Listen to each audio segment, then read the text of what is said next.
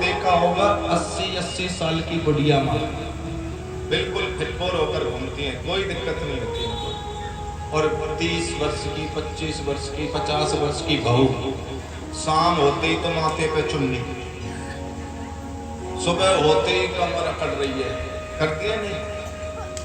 क्यों होता है जानते हो है जी?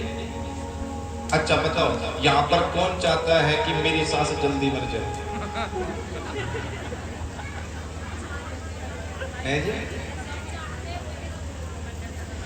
सब भगवान को चिंता रहती है एक ही बात की कि भगवान ने हमें तो रोग दे दिया और हमारी सांस हट्टी कट्टी घूम रही है, यही चिंता रहती है सब भगवान को।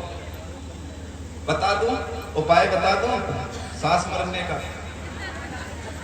है जी?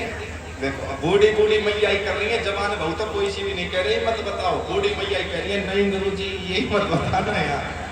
हाँ बोलो, हर हर महादेव, संकट हर महादेव।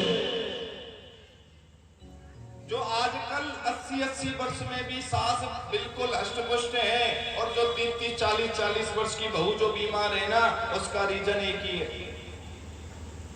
क्यों? क्योंकि वो सास इसलिए हष्ट-पुष्ट है कि वो बहू दिन भर सास की बुराई करती रहती है, कभी पड़ोसन को, कभी माँ को, कभी जीजा को, कभी किसी को। अब वो सास की जब निंदा होती है तो सास की बीमारी कटती है और बहू के अंदर आती है, इसलिए सास कठोर रहती है। सास को कभी कोई प्रॉब्लम नहीं आती, और वो बहू कभी चुन्नी बांधे, कभी कुछ बांधे। क्यों? क्योंकि जिसकी निंदा होती है उसकी बीमारी हमेशा कटती है। इसलिए सासू मैया चिंता मत करना, तुम्हारी निंदा होना तो और खुश होना कि कर बहू जितनी करनी है और कर। हाँ, और ये भी देख लेना अब कि अब अगर बहू निंदा करना छोड़ दे तो तुझे जल्दी मारना चाहती है।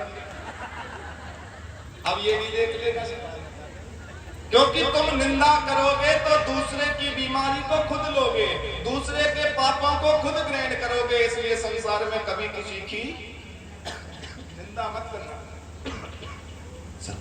संसार में कभी किसी की निंदा मत करना। अरे कोई कुछ भी कर रहा हो तुम्हें मतलब क्या? कोई किसी से कुछ भी कह रहा हो और हम तुम निंदा करते रहते हैं। तो सास को जल्दी मारने का तरीका बोलो, सास को जल्दी मारने का तरीका एक ही है, उसकी निंदा छोड़ दो। और निंदा करते रहोगे, बुराई करते रहोगे तो वो ना मरेगी, तुम मर जाओगे। इसलिए कभी भी सास की बुराई मत करना। बोलो हर हर। अब बहुत सी सासू माँ तो कह रही होंगी, हम देखेंगे अगली बार तू कैसे आवे कथा करने। अच्छा है या बुरा है बहू निंदा करना छोड़ दे तो? है जी? अच्छी बात है ना? ऐसा व्यास भी नहीं आया होगा जो इतना भयानक रूप से समझा दे तुम्हें। बोलो आया आज तक कोई? तो प्रेम से बोलो हर हर संकट हर। क्योंकि तुम जितनी बुराई करोगे ना उतना ही अगला सुखी होगा। कभी किसी की बुराई मत करना, चाहे वो सास हो, पड़ोसन हो, चाहे कोई हो।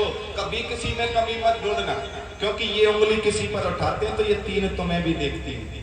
कभी किसी में कमी मत देखो, कभी किसी की बुराई मत करो। सिर्फ हमेशा प्यार से बोलो, अच्छा बोलो, अच्छा कहो। अच्छा बताओ, कौवा और कोयल में कोई अंतर है जी? बोलो क्या? वाणी का, क्योंकि कौवा भी काला, कोयल भी काली। और कौवा किसका धन हर लेता, कोयल किसको देती है। केवल मीठे बोल सुनाकर जग को बस में। तो मीठा बोलो ना, काहे को निंदा करना? क्यों किसी को खामा-खा कुछ कहना? कभी भी किसी को कुछ मत कहो। इसीलिए आप सबसे एक ही निवेदन करूंगा, और मत बांधो गठरिया अपयश की, मत बांधो